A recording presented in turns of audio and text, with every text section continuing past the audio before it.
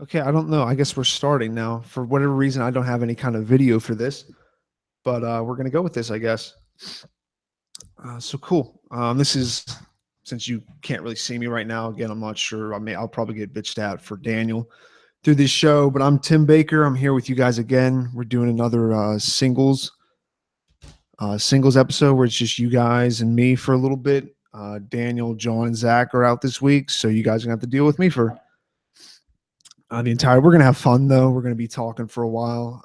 There's a lot of new stuff coming in right now where everyone's kind of freaking about the price a little bit, and that's exciting. That's great. That's crazy. But we also have to talk about some of this, the Bitcoin, some new stuff with the Bitcoin scaling has happened. There've been some talks. There's been some moving and shaking. There's been some deals made. So we're going to see how that goes. And we're going to talk through that and talk about what really what people's plans are for this. Let's see if I can maybe get something in the chat to see what's going on with this. I'm just going to load that up. But like I said, yeah, I'm here with nobody this week. It's just me, your favorite and only host this week, Timothy Baker. So I hope you guys agree. Hope you guys are enjoying that. This time we don't have video, so you don't have to look at my face. So that's cool too. But we're going to be talking about with this Bitcoin scales agreement. We're going to be talking about what happened, and then also people's reaction to that. There's people on both sides. Some people think it's great. Some people think it's bad, like everything. And we're just going to talk about that. And I guess just hopefully get some opinions from you guys. Please, anybody in the chat, hit me up at youmeanbtc.com live, and you can get your thoughts in, get your points across, and we can have a whole big discussion. It'll just be great, guys. It'll be great. But anyway, I want to start out and talk to you guys again about a great company they're supporting us, and it's not just a company. You're not just going to buy stuff from them, but they're a game too, which is, I mean, if you're going to buy something from somebody, you might as well just enjoy it. And if it's something that they're giving me money for, I'd rather it be for something where people are like, oh, I'm going to spend this, I'm going to trade it, instead of like, oh, this is going to be what you need in your life. This is going to make your life complete. You just buy this thing. But Spells of Genesis is a cool little card game. Kind of like a battling card game. Like you put cards up against each other, they defeat each other. But then also it's with all card games, it's a trading card game where you can, I mean, oh, you have this cool card, I have this cool card. We'll figure out which one we want more. It's a pretty basic but a pretty cool explanation of a market just in general, where two people have these rare cards, but for whatever reason, one wants the other one. They figure out a way, whether it's the one person gives the other person the one rare card and then a little bit of less, and people figure it out. People find a way whenever they have to trade independently, and that's what a lot of what we talk about on this website is, or on this podcast. So that's always cool to get someone who you can show people, and you can support something that you're talking about a lot. But you can check them out at spellsofgenesis.com. Like I said, it's a playing card game, but it's kind of cool because it's all tied in with the blockchain. Daniel always explains it better than I do with how that works with everything. But it's cool. You're not just holding physical cards. You're actually, every single trade, everything you do in the game is put right into the blockchain. So yeah, go ahead, check them out. You guys can look at them, see if that's something you want to get into. If you're into stuff like Pokemon, or I guess, I mean, Pokemon was a long time for me. Yu-Gi-Oh came, then there was I think Magic the Gathering is pretty big, but that's not really anything like this. But if you're into card games, you're into trading stuff, you like sports cards, you like trading stuff, you might like that, like them. So take them out, give them a chance. And hit them up, because they do support us. And if you want to show your support for people who support us, give them some money. Jump in there, trade some cards. You can make some money, definitely. Again, with how this price is going, I mean, it was up around 2,700 today. Right now, I'm looking at something that says 24. So it's also kind of cool when you go through and in Bitcoin, you're getting losing money, and then if you want to add to that whole sense of not knowing what's going on, you can jump on and then just put stuff into digital cards and trade for stuff like that. So that, yeah, just great.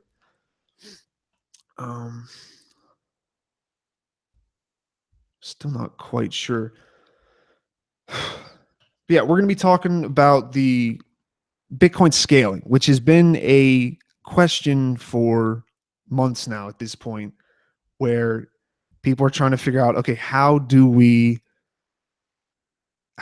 get people to be able to use Bitcoin? How do we get everybody to be able to use Bitcoin? How do we get people to be able to use Bitcoin to buy coffee, to be able to buy just like everyday things? How do you want people to be able to buy a hardwood cleaner with Bitcoin? You want to be able to buy groceries, and just kind of bring it to people and make it easy enough for someone where your grandma can use it, and it's cheap enough where all of those people can also use it, which is sometimes, but not always, but is a lot of times opposed to where people want to keep Bitcoin more private, more at least pseudo anonymous, more built into more built to the core of this is an agarist thing where we're working outside of the standard built up financial systems, versus where there's this other argument towards bringing Bitcoin to the masses, which is how can we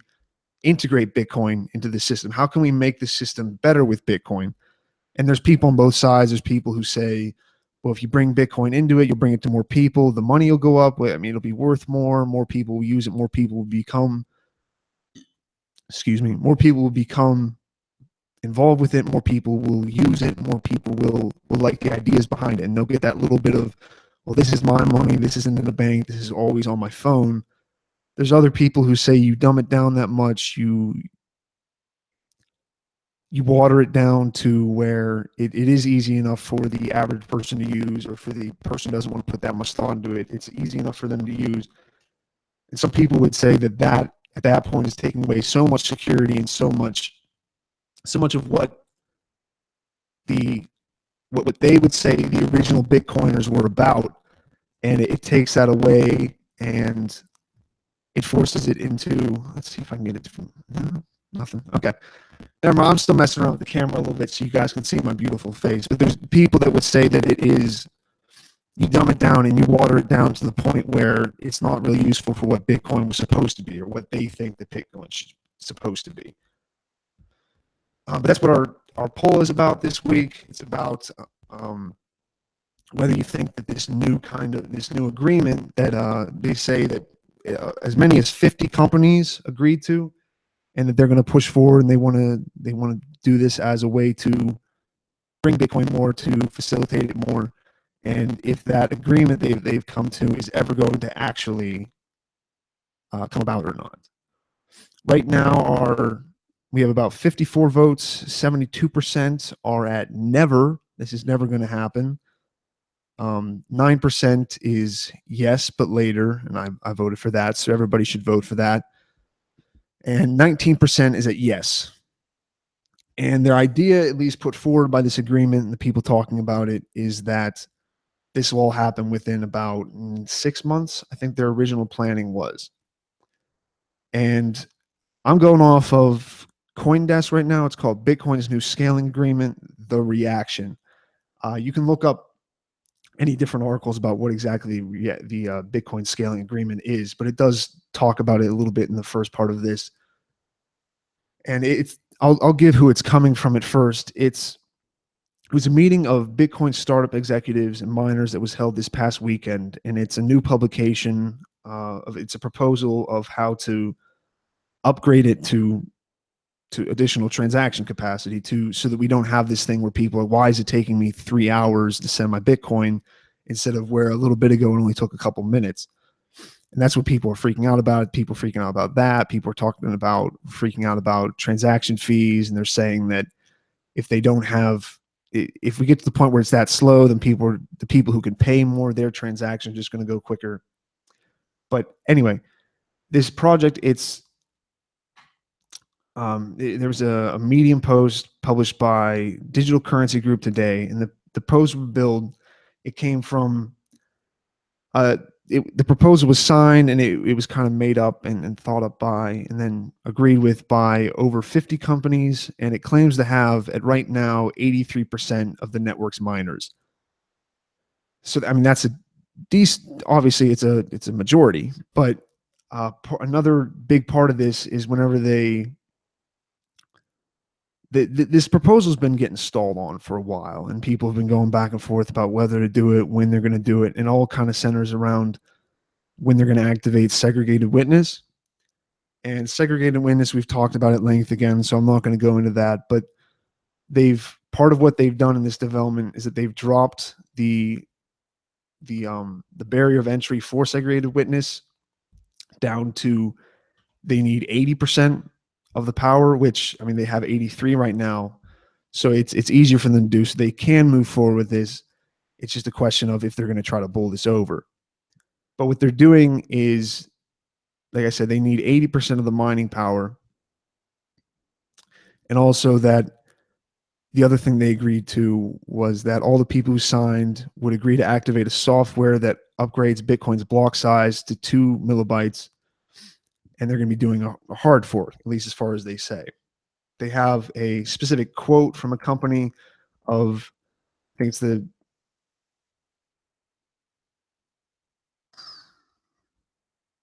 I have a quote about, "We are also committed to the research and development of technical mechanisms to improve signaling in the Bitcoin community, as well as to put in place communication tools in order to more closely coordinate with ecosystem participants in the design, integration, and deployment of safe solutions that increase Bitcoin's capacity." Now, see, that's kind of what bothers me about stuff like this, is that a lot of the talk is about how they're going to make it safe, how they're going to bring more people into it, how this is going to be completely safe. Where you can argue Bitcoin's not safe. Bitcoin doesn't react to that. The whole thing is about, or people like it's my money, I can lose it, I can gain it, but it's not up to you. And that's half the reason, I would say, or one of the main reasons why people actually get into it. So that a little right there kind of puts a few of the people off right away. But then also there, you do have to work from the argument that if you do want Bitcoin to grow, if you do like the price going up, like we all do, because, I mean, regardless, we talk on here on YMB all the time. And again, you can check us out at YMB.live. Right now, it's just me talking, but you can catch us every Thursday night at 9 p.m. Eastern, where normally about 2 or 3 of us will talk about Bitcoin. We'll have a little fun. We'll have the chat going. You guys can put in your thoughts if you really want to jump in. We love feedback, and I'd love somebody just jump in tonight too. But people also think that if you do want the price to go up, if you want more people to use Bitcoin, you do need to make it easier. And that definitely is a good point. The problem is I would say, is where from people, you want to bring more people in it, you want to make it easier, you want to make it safer, but then under that guise and under that idea, under that kind of umbrella for what you're doing, people will do a lot of different things. People can do a lot of things to take away what privacy centered people are focused about, and what they say is very important. Sorry, I'm just getting a drink of water. But a few of the companies that have signed on for this include Abra, the BitClub Network, Bitcoin.com, Bitfury, Bitmain, BitPay, Blockchain, Block, Circle, RSK Labs, and Zapo. And they've all said they'd be providing technical and engineering support to prepare for the upgrades. Excuse me, but not much more for their commitment was put down. Notably right now, the people who haven't been there is a lot of developers, especially from Bitcoin Core. Blockstream just hasn't attended the meeting, and Blockstream CEO is obviously Adam Back he declined to participate in the event. So it's a little bit interesting. People sound like they're finally starting to push towards something,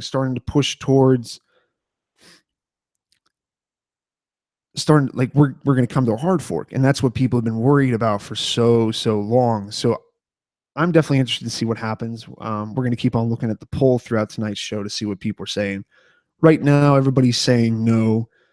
I'm pretty sure I saw Andreas Antonopoulos tweet a couple days ago, where he was like, "I still believe that a hard fork happening is still under 10% of like what is actually going to occur." So, I mean, Zach, our co-host, sometimes will definitely agree with that. He kind of just goes with whatever Antonopoulos says, but I mean, he's not wrong for doing that. Antonopoulos he's a great person to listen to. He's normally pretty much right. He knows what he's saying, he knows what he's talking about, and he also knows how slowly and how kind of just wishy-washy we are sometimes. Because we can talk all we want about what we're going to do in Bitcoin, how we're going to cause a hard fork, how we're going to change everything, how we're going to bring Bitcoin to the masses. But it does become a lot harder when people talk about actually putting the rubber to the road and actually doing something. So we're going to see, because right now their plan is with this to happen within 6 months. So that seems like really, really quick. But if you, I mean, not really 6 months. You can change your entire life in 6 months.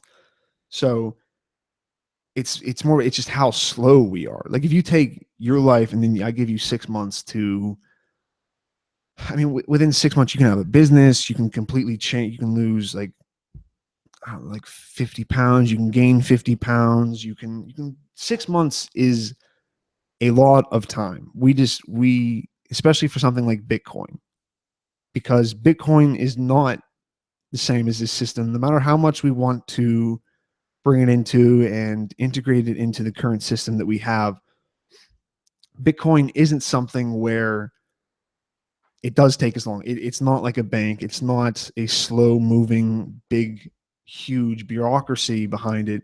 It's starting to get that. And the more we influence it and the more we change it, then the more we're going to have that. And the more we're going to have it wouldn't even be I don't think it'd be a different kind of bureaucracy still. Even then, it would still be slightly different than something like Chase Bank or Citizens Bank. Besides them already having all that stuff built on top of them, they also each individually have their own set of red tape and everything. But Bitcoin is a little bit different than that. Bitcoin has the ability to be more fluid. So I don't think that 6 months is really it's not really that short. It's not like they're gonna run out of time. Even though in the poll I did answer, I think, no, I didn't say no. I said before incorrectly that I said no. I actually said yes, but later. But I think that's just because we're gonna kind of people. It just takes us forever to make decisions with everything, and then people don't want to pull the trigger, because if you're the one who pulls the trigger and then you just destroy everything, then people are going to hate you. People are going to come towards you. Like if someone has their entire savings in Bitcoin, they've just been a millionaire, and you drop it down to zero, that person might show up your house and shoot you. I mean, you don't know, because there's some weird people have Bitcoin. There's a lot of cool people have Bitcoin just with the dollar. There's a lot of cool people have dollars. A lot of cool people have gold. There's also a lot of crazy people have gold, and a lot of crazy people have dollars.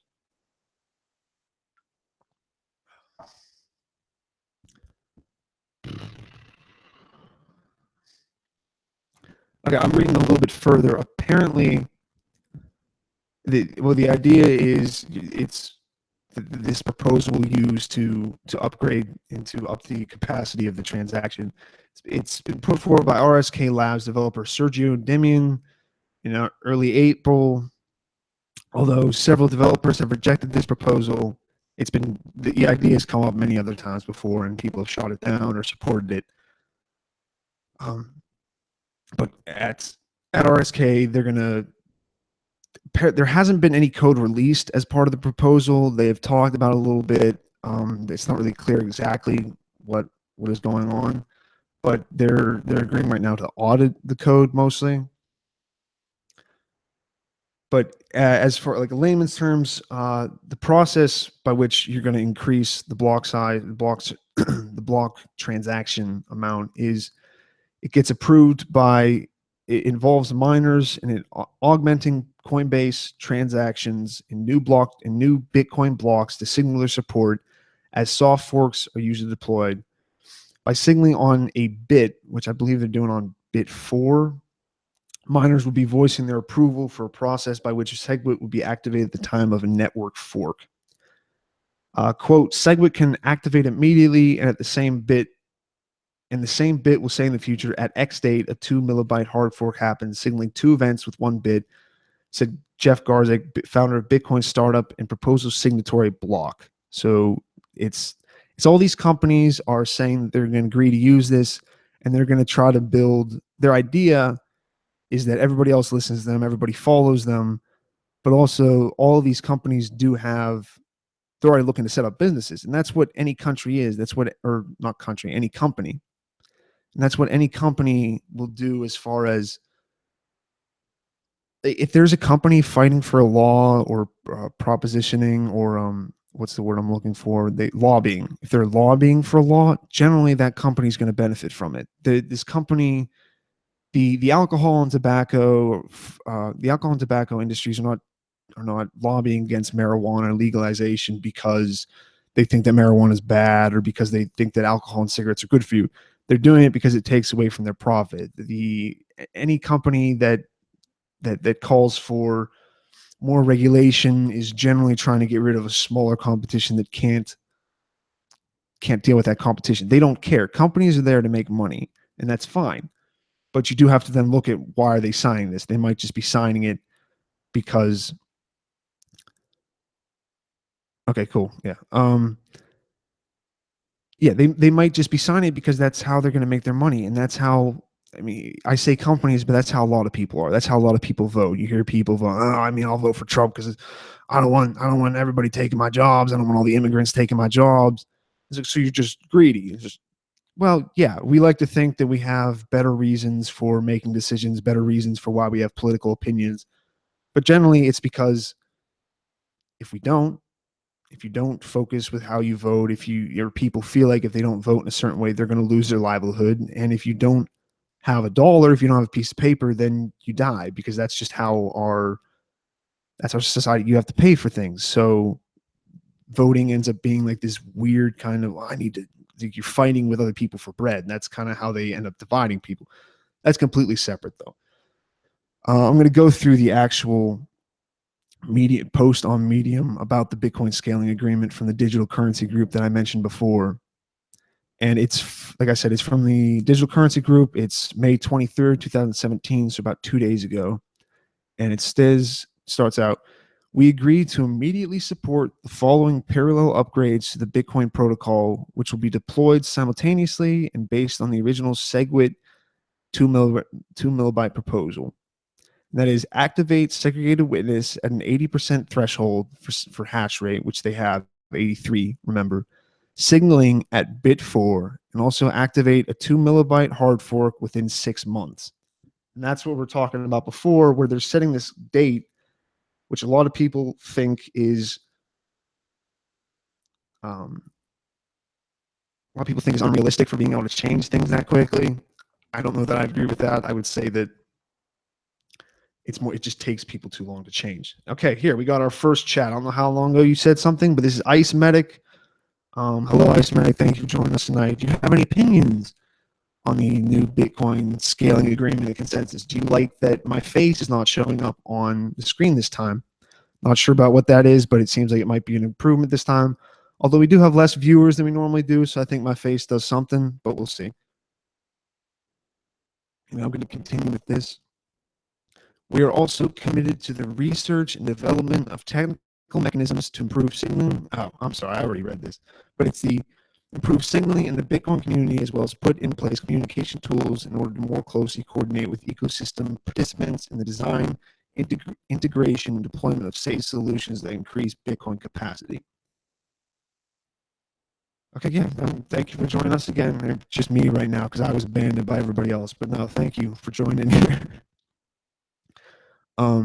They're continuing, they're welcoming all companies, all miners, all developers, and all users to join us and help prepare Bitcoin for the future. Join us. We have the Bitcoin, we have bigger Bitcoins. Join us. So yeah, that's their idea is we're gonna have everybody come over and do this. But if not everybody does, we're at least gonna have 83%. We're going to have at least 80%. Right now they do have 0.28. That has probably changed within the 2 days for like 0.0%, but who knows? The group that was involved has signed. It was signed on as of May 25th, and they believe they have a critical mass of the Bitcoin ecosystem. It is 58 companies in 22 countries, 83.28% of the hashing power, 5.1 billion US dollars monthly on chain transactions, and 20.5 million Bitcoin wallets. So what they're saying is, hey, we have most of the people. We have most of the people agreeing with us. We have most of the people. Most of the people want to do what we want to do. So we're just going to go. We're going to go ahead with it. We're going to set this up and go. And then they kind of just finish up the Medium post about you can get in contact with them if you want to help with technical and engineering support. If you want to get involved, if there is something that you agree with, you can go and give your help. You can give some coding help if you're someone who codes. And then I'm looking through the full list of all these companies. There's a decent amount of US ones. There's a couple from China, Hong Kong, one from St. Kitts, Argentina, Uganda, Japan, Mexico, Germany, UK, bought from China, United States, Philippines. So, I mean, they have them really all over. So they definitely do have a lot of people behind it right now. Again, if you want to check out our poll, go on Twitter, hit up our Twitter, find our chat at umambtc.com live. Tell me what you think. Tell me, do you think they're going to go through this? Is this proposal going to happen in 6 months? Is the proposal going to happen at all? Or is the proposal going to happen after 6 months? Do you think that we're eventually going to go towards it, but it's going to take them a little bit to actually figure out how they want to implement it, how they don't want to like force it down people, but they want to kind of slowly build on top of it and make their own market at this point? Because if everybody decides to keep going the other way, that there's going to be a lot of hard feelings. And that's kind of the problem with any kind of group or any kind of people who use a particular thing, and then you try to change the rules on that particular thing, you're going to have problems. People are saying, well, even if you do kick me out to this smaller group and you let me do this, you're still like excluding me. And I used to be part of this group, and people want to be able to, people like to stay the same. And I think that is part of the reason why people are so against this. I think they do have other reasons for why this could be dangerous, but I think definitely a part of it is, I mean, if it isn't broke, don't fix it. Like, why mess with it when you don't have to? And these people do think that, at least, if maybe not necessarily now, because I mean, it is still working. It's slow. It's annoying to new people, but also if you have a little bit of patience, if you just understand, I mean, this is just what it's been doing for a while. This isn't anything incredibly new. It's annoying. I mean, you're using, we like to talk about how easy Bitcoin is, how fast it is, but then you also do have to have some patience and have some idea that it doesn't always work. It will sometimes take 2 hours, or you might have to, you just got to deal, like, because it is a new thing, it's your own money, and you have to be willing to take some kind of risks with it. And you have to, I don't really know where my point was going off on this, but anyway, just to say that sometimes people do just like to say the same. It's working. Don't mess with it. I don't want you to ruin this for me. I like it how it is. But people do think that in the future, if we want it to grow, and I guess if I was someone who agreed that I definitely want it to grow, I definitely want everyone to be using Bitcoin to buy coffee, to be buying groceries, to be buying uh, anything where you cannot have a couple hours for a transaction to go through. I can't say that that is necessarily that important for me. I don't need to be able to buy coffee with Bitcoin. I am fine using the dollar. I don't, there's going to have to be some kind of huge upheaval economically for people to switch, unless we just wait for everyone who's never even heard of a Bitcoin just till they die out. I think there's going to take more than just making it easy for people to go, why don't I just use a credit card? You're going to have to make something incredibly special, and I think that's going to take longer than what people sometimes think. But like I said, I'm going to keep on reading through. This is the article from CoinDesk again. And like I said, these proposals have been talked about a lot before, and that's part of why some people are just like, well, they're not going to do it this time. They never do it. People always talk about it. It never actually happens. But what they're saying, what's different this time is that uh, how much is this going to affect Bitcoin's technical direction?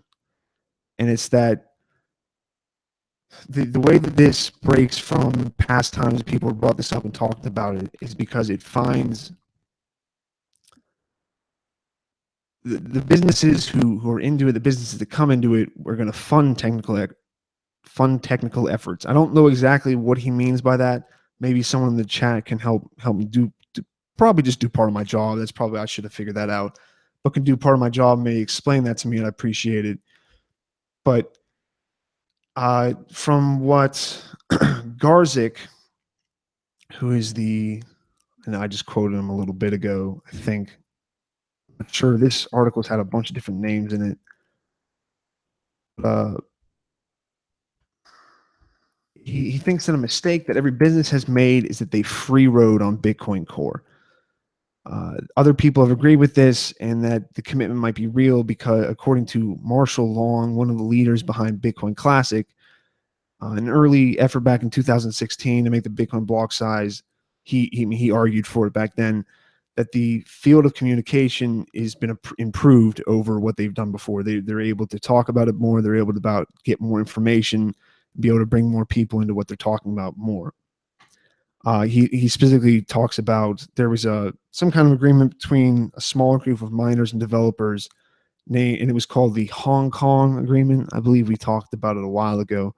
I mean, a while ago, it would have had to have been over a year and a half, because back 2016, but it was committed to a timetable that would see both the activation of the SegWit code and development 2 MB hard fork. But again, ultimately, or eventually, both of those were missed. It hasn't happened yet, and it kind of just fell away. People were like, we're going to do it. We're going to get it done this time. We're going to finish this up. And then they didn't. So who knows who's going to do it this time? It's up in the air. Are they just going to go do it right away or not? And as it's this Marshall Long, and he says, we've seen this before, so it has less likely chance of turning out the same way. The recent history, the Hong Kong agreement is so fresh, something will happen, good or bad. So he's saying that basically because they've done this so many times before, and they've done it where it just hasn't done anything, he thinks that this will eventually, we got to do something now. We've kind of pussyfooted around it for a while. We've gone back and forth, and we haven't actually done it. So this time, whether we mess something up, whether we fuck up the Bitcoin, or we make it great, we make it so that your grandma can use it to go buy. You can send your grandmother digital Bitcoin flowers, and she doesn't just look at you like you're a piece of shit. She's like, "Oh, thank you. This is great because I understand what this is." He thinks that that's going to happen. Again, I would argue in the opposite. I would say because it's happened so many times before, and because people have talked about it so much, it's probably not going to happen right away, if it will happen. Because you think about it, this is the best example I can think of, is where like every single year people have these New Year's resolutions where say, oh, I'm going to get in shape this time. I'm going to quit smoking. I'm going to talk to more people this year. I'm going to whatever. You're going to improve yourself one way. People love New Year's resolutions because we love basing our lives off of years or something like that's it. It somehow was, oh, new year, new me, whatever. But as you get older, I don't know if it's just people get more jaded or people just don't care. But the more you tell yourself you're going to do something, the more you tell yourself, oh, I'm going to get in shape this time. I'm going to quit smoking this time. The more you tell yourself, the easier and easier it is. The next time, just go, oh, yeah, I mean, I tried. It's next year. We can do it next year. Oh, we can do it in another 6 months. So I think that is definitely a possibility too. We're like, oh, I mean, it hasn't happened before. Because sometimes you just have to do something on the first time. Because if you give yourself time to think about it and not do it, then the next time you're looking to do it, you're like, well, I mean, it didn't turn out that bad when we didn't do it. Nobody died. So I think that's definitely a possibility. But Blockstream CSO Samson Mao, whose firm did not sign the proposal, who's not part of it, noted that, like with other fork proposals, there's disagreement that it represents a significant enough majority to impact the network's direction. Quote, the technical community and a big swath of users have already said that a hard fork is not needed now, Mao said. And then he added, quote, this proposal is just going back and rehashing things that have already been discussed at length. And I can fully agree with that. I can say that I sympathize with that. I sympathize with the idea that this has been talked about for so long, and if we were ever going to do something, it should have happened. But should or should not have it. If it was going to happen and happen well, and people be like, "Oh, this is a good idea," like you don't want to see them doing this after like kind of like how we'll do it, no, we'll do it, no, we'll do it, no, and then just doing it. Because ideally, you want people to have the ideas figured out a little bit more, and that's why they decide to do it now. But you can also have them going, we just got to do it now. No matter if it's good or bad, we've always worried about it before. So I can see completely both sides of this. And so it makes it annoying for me thinking about it, but I can understand both sides of the argument, because the one side saying you have 83%, why do we just need a hard fork? Like there's enough people here saying that we do not need a hard fork. So why do you need to go and then just kind of cast those people off, make them use their own thing instead of people just kind of sticking out, seeing if we can find something else without causing a hard fork? And that's what people who have seen it get proposed over and over again, maybe they've even supported it a few times, but what they're worried about is, I think, is people rushing into it just for the sake of doing it at this point, and rushing in and doing that while they have a majority, but Bitcoin, a lot of the people involved with it and a lot of people talk about it and a lot of people use it don't have that much respect for democracy, don't have any kind of a special love for it over other kind of systems. There are some, there are plenty. There's even anarcho-socialists who use Bitcoin involved with it. I've seen them on some of the forums. But there's a lot of people that do not believe that a majority using something that then gives you a specific right, or well, you have the right, you can change, you can just do whatever you want. And again, people don't like that. And again, I can completely sympathize with that. I think it's shitty when people get to do certain things just because there's more of them, because that ends up just being might makes right. No matter, it's just like a dictatorship, except it's more than one person. But sometimes that's how people make decisions, regardless of if it's right or not. That's how a lot of stuff gets decided eventually. Okay, cool. Yeah. Ice Medic on here. He found Andreas Antonopoulos' Twitter. I was trying to go through on my desktop or on my computer here looking for it, but it's kind of getting flooded and everything he's posting. But he says that, quote, and I just clicked away from my screen. Quote, my estimate of the probability of a hard fork in the next 8 months remains unchanged, less than 10%. That he said this on May 24th, 2017. And I'm going to check out our poll right now to see if people agree with him. And what is it saying? Okay, right now it's saying, he's real close. We're at never for 70%, or 68% at never. And we have 59 votes, 68% for never, 15% for yes, but later, and 17% for yes. So most people looking at the chat or the polls right now are saying that, yeah, it's probably not going to happen. It hasn't happened before. It's probably going to say like that. And again, I'm sorry I missed you before, Dash, but thanks for stopping in. Thanks for chatting. And we always like to have people chat. And you can come back next week, anytime on Thursday. It's at 9 p.m. Eastern. Normally I'm here with my co-host Daniel Brown. Sometimes we have Zach. I think his name is Vol, like a mole, but there's definitely a different animal called a vole too. But I think it's similar. I don't know why they named them so similar, but I think that's his last name. And then also John Stewart. He's on here sometimes. He does all the music. Anytime you've heard in this show, you probably hear it at the end. But we all just every 9 p.m. Eastern, we get on here, we talk shit about Bitcoin, we talk shit about banks, we talk shit about credit cards, pretty much anything we decide is related enough to Bitcoin to rant about for about an hour. We talk about, but it does normally have to do with Bitcoin. But we'll also throw in stuff like liberty stuff, libertarian. Where most of us are at least libertarian leaning. Some anarchist philosophy thrown in there too. So you get all kinds of your just crazy crypto anarchists in what's it called? Conspiracy theories all in one place. You come to Union BTC and you hang out, you have fun, you chat a little bit. It's cool. We all have a good time. But I'm going to continue with this article. There's another guy, chain code developer Matt Carrillo. He has a pretty similar view to Mao, who's talking about they're just rehashing everything. He says, quote, "I'm somewhat disappointed that all the feedback given by folks who've worked on the Bitcoin protocol was completely ignored." He said in the DCG chat group, who's I sent it from before, and I keep forgetting what they actually stands for. It's digital currency group today, or digital currency group. So he says he was talking in the chat group. He says he doesn't like that the people, a lot of people working Bitcoin and the protocol, they have not been listened to. The people who, at least he sees as the ones who would have known the most, would have had the most to put forward, have not been listened to, their considerations have not been taken into account. But again, I don't know if that's true. They might have taken some of them. He might just, that's just a good argument for his side of the argument, maybe, who knows.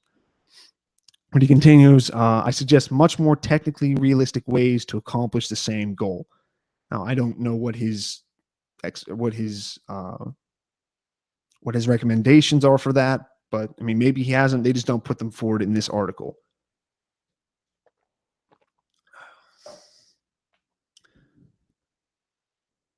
There's another person, Block, which is one of the companies that has signed it, is their economist. There's a Paul Storch, and I apologize, Paul. I know you're listening. I know you're a very ardent YMB listener, but he said that he doesn't know exactly what the compromise is between people. He says, quote, "People wanted SegWit on the small block side, but the small block side thought the big block side would also like it because it's getting larger blocks. So it was unclear that there would be any sentiment against it." Still, he noted that the activation of SegWit as part of the ideal would be unlikely to win over Bitcoin core developers. Quote, "It isn't a huge concession to the small blockers to activate SegWit. It is only being withheld to annoy them anyway in the first place." And that's his opinion on it. I mean, maybe they're just kind of like thumbing their nose and I'm just like giving you the middle finger, like, oh, here, yeah, you can have this. It's barely what you wanted, but it's something, just so you can't say we didn't give you nothing. There's a Bitcoin miner, Chandler Guo, noted that if anything, the compromise is perhaps out of necessity, just because people are tired of it not doing anything. Like, people want to do something. People either want to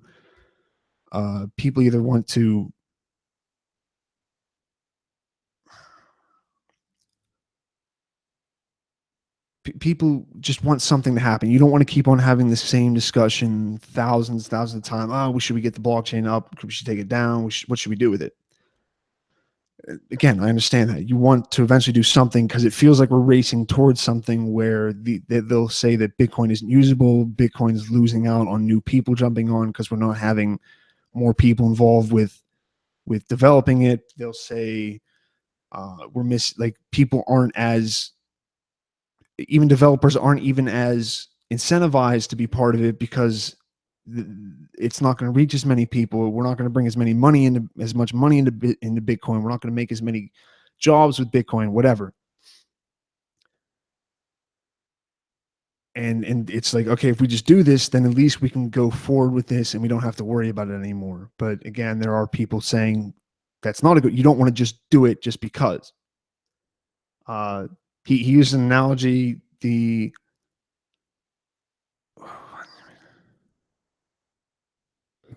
a weird analogy, but especially for computer people to use. It says, he used an analogy of there's a beautiful girl was waiting and waiting, and they have to marry someone. It doesn't matter who. The beautiful girl has to finally marry someone.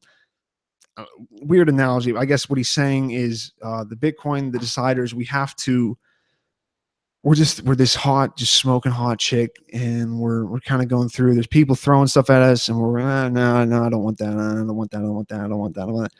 But eventually, you have to marry somebody, or else you'll just die. Like you'll be too old, you die. It'll be whatever. And you're eventually going to run out of. I think somebody might be trying to break into my house, so I may get pulled out of my chair in a second, but we'll see.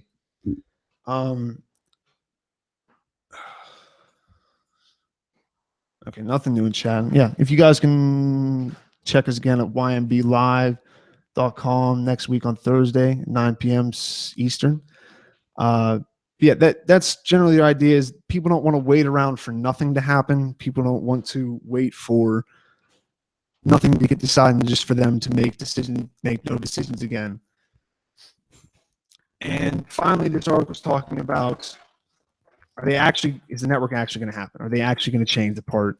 And that is one of the biggest arguments in this whole thing with the proposal is that there is actually going to be a hard fork. There is going to be something where you're excluding people, you're pushing people out of a market, you're pushing people out of the ability to use Bitcoin as they want with all the people that they want.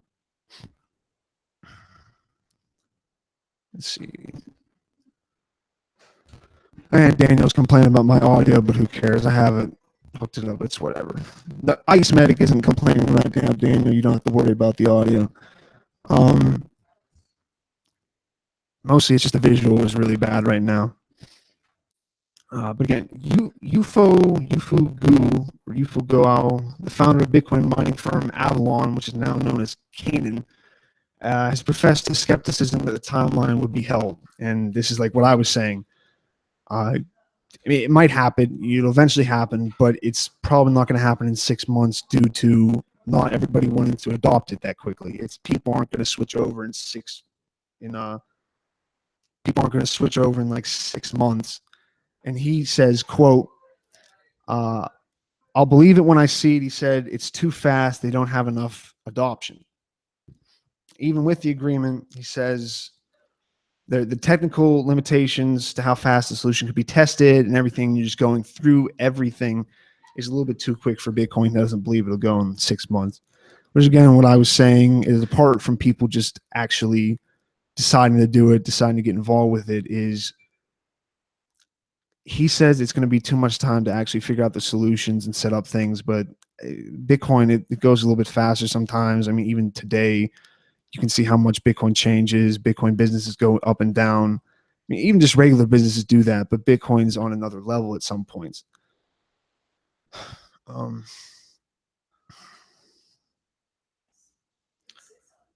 you can pop on again. More people are just saying it's not a realistic 6 months. It's not long enough to really put it. I'll just open it again. 2 minutes. They don't really think it's realistic to think of it like that to have it set up that quickly. I guess there's Stefan Jespers is the one who said that. He goes by Whale Panda, and his example is that he says it took developers 6 months to develop SegWit, and it take a long time for all of the nodes to upgrade and then to start offering Bitcoin clients that are recent and do all that all within 6 months. He used that favorite expression about people say honey badger don't care. I think Andreas started saying that honey badger doesn't care about Bitcoin, doesn't care. He says, quote, people are going to oppose it because it seems like they're being forced into it. Even if 80% of the miners support it, then what do the other 20% do? And this is going back to the whole thing where Bitcoin's filled with a lot of people that don't necessarily believe that just because there's a majority supporting something that's a good idea to do that. And whether they're right or wrong, whether they should be forced into it, maybe if they need to be like, if it's like an adult just like guiding a child, like, look, we just need to do it this way, we need to make Bitcoin bigger so it works better. Those people who are against it for that reason aren't just going to be like, oh, okay, yeah, I guess. They're going to be angry, they're going to be pissed off that you forced them out, you set up your own, and now they're kind of using their own thing, but it's much smaller, it's worth a lot less, and they're that's not going to be the way that people are going to come over to it. And he thinks that it's going to take longer for them to set things up so that people more seamlessly jump over to the other side. He also says that a lot of developers and users they don't really care about the size of the blockchain. They don't think it's that important, and that they're not really being paid attention to. It's just these, whatever, 56 companies. Because remember, there's about at least 50, I think about 56 companies supporting this, and they have right now 83% of the hashing power. So they definitely have a majority of it. It's if they're actually going to go through with it and force them to force everybody else to listen to them, force everybody else to use Bitcoin how they want to. And I mean, we're just going to see. We'll see if anybody else voted on this thing on the polls, but we'll find out. And like I said before, Daniel's already complaining about my audio not being good, but now it looks like we still have about 59 votes. Still at 60% are saying this will never happen. 15% are saying it'll happen, but it's going to take longer. And 17% of people are saying yes. I guess we're pretty much at the end of this show today. I think my computer clock's a little bit, but okay. Here's just me. Okay, he's saying it sucks too. Please fix it. I don't know at this point. I'll jump back into my normal thing of give me money. Everybody donate so I can buy a better microphone. I can't tell what's going on. I have the internet. Buy a new laptop. That's what I'll talk about for the last couple minutes of this show, is what I'm going to buy. What I'm going to buy with all this stuff. Because I don't know, as long as Bitcoin's up, we might as well spend it. My whole idea is before this hard fork happens, before everything just kind of comes crashing down, this hard fork and everything goes back to zero. First off, let's start it here. Let's tell everybody it's going back to zero. So we'll spend it all, buy stuff, and we'll wait till it goes back down to $600. We'll buy it all back and we'll ride it back. Anyway, yeah, I'm going to buy a laptop, or no, I'm going to buy a desktop, and I'm also going to buy a laptop. And then if Bitcoin goes up to 5,000, I'm going to pay someone to just kind of stand around, just hold my laptop at all times, or maybe even just like hold my desktop, just like get someone who can like pick up the entire tower on one side, and then someone kind of maybe I'll buy two people. I'll not buy two people. I don't want to infer that kind of thing, but we'll rent them. And that's what I'm going to do. And I want maybe you guys to think about it. Maybe we'll talk about it next week, especially if Daniel and everybody abandons me again. We'll talk about that. What are we going to buy Tim? What are we going to buy Tim with all our money besides a laptop so his audio doesn't suck anymore? But, I mean, that's for another time, whatever. I guess I pretty much said everything I want about the scaling. Everything else about this is kind of a little bit technical. They get into, there's going to be, I mean, we already know if you're listening to this show that if there's a hard fork, both of them are going to exist for a little bit. Both are going to keep going. There's going to be two different prices, two different people using both sides. One side probably be higher than the other due to it just being more accepted at things like Coinbase, and then another one where it's more just people trading one-to-one, which might not be a bad thing. Then maybe you do have a Bitcoin that jumps up $600 and jumps down $600 due to a lot of trading on one side, while another side kind of stays a little bit more level, stays a little bit more stable, and stays a little bit more so it is usable as a currency, and you're not spending something that's 6 hours, it's worth another $300. So that'd be cool. I'm not against that, but I think most of us do think that's going to happen. I think if you're really thinking about it honestly, you're not going to say that people are just going to jump over and switch right away, just because that's not normally how people work. That's not how people do things. If they don't get their way, they're not just going to jump on with other stuff. But I mean, we're right at the end now, and apparently my audio sucks anyway. So we're going to talk about advice of the week. I guess I've been talking about that for a little bit, but advice of the week is spend all your shit so that it goes back down so I can buy more. I guess just if you have like 7 Bitcoins, spend like 4 of them, because I've said this every single week as we've been watching it go up. I think we started around 1,400 where we're seeing it go up. And I was oh, it's going to go back down. It's going to go back. And I'm going to keep saying it's eventually go back down because eventually it will. But until then, just spend all your Bitcoins or sell them to me or do whatever. But get rid of them, spend some money, enjoy it, because we'll see what happens with this hard fork. That could cause some problems with the prices. But people like me, people, or even any of us on this podcast, we're not going to do that much as far as actually changing a policy. So you can kind of just enjoy it. And maybe the money goes up, maybe spend it, it goes down, cry a little bit, drink too much. But we're not going to change things just by talking here. So there's not really too much of a point of getting angry about it, and people argue about it and piss at each other across the internet. But you can't really do that too much. So yeah, just buy stuff. That's my advice for the week is just consume, buy more things, buy YMB BTC t-shirts, send money to us, give all your money to us. If you love not seeing my face today, donate even more money. It's whatever. Just send money to us, give us money, give us stuff. Because that's why we do this. That's why everybody does everything, is to get money. But thanks again to everybody in the chat. Thank you for telling me my audio sucks. And thank you for a couple of you guys who talked to me, threw in a little bit of your input. Vote in Daniel's poll on Twitter just so he feels a little bit better about himself. And just so we do know what people think as far as what's going to actually happen. And if they're going to change, we'll see in the next couple months. I mean, within 6 months, we'll know if they were right that way or not. But I mean, if it does happen, like I said, it'll probably like a year or something. But until then, enjoy it, have fun. Again, join us next week at 9 p.m. Eastern time on Thursday at youmebtc.live.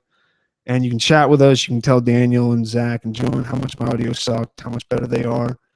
Or you can come and just tell me how much better I look now that I didn't fuck up the camera or whatever I did. I don't know if I punched it. Yeah, see you next week, Ice Medic. Thanks for hanging in there, and hope you guys all have a good night. Bye. Here. Oh, wait. No.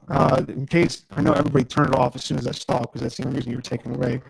We have the late and great, because he's going to die tonight, because, he's finally talking about Bitcoin. He's making it big on podcasts. He has to kill himself, as all rappers do once they make it.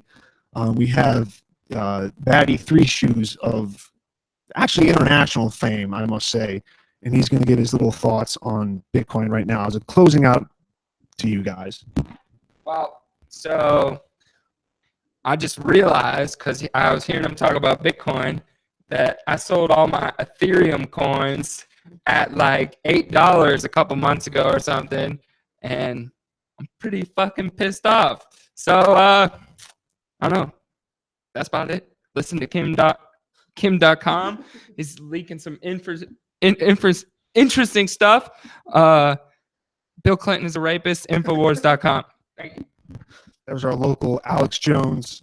Even more conspiracy than you're normally used to. But yeah, don't be like Batty Three Shoes. Sell your Ethereum when it's worth more. Don't be stupid. Bye, guys. Thank you, and have a good night. Love you guys. Bye.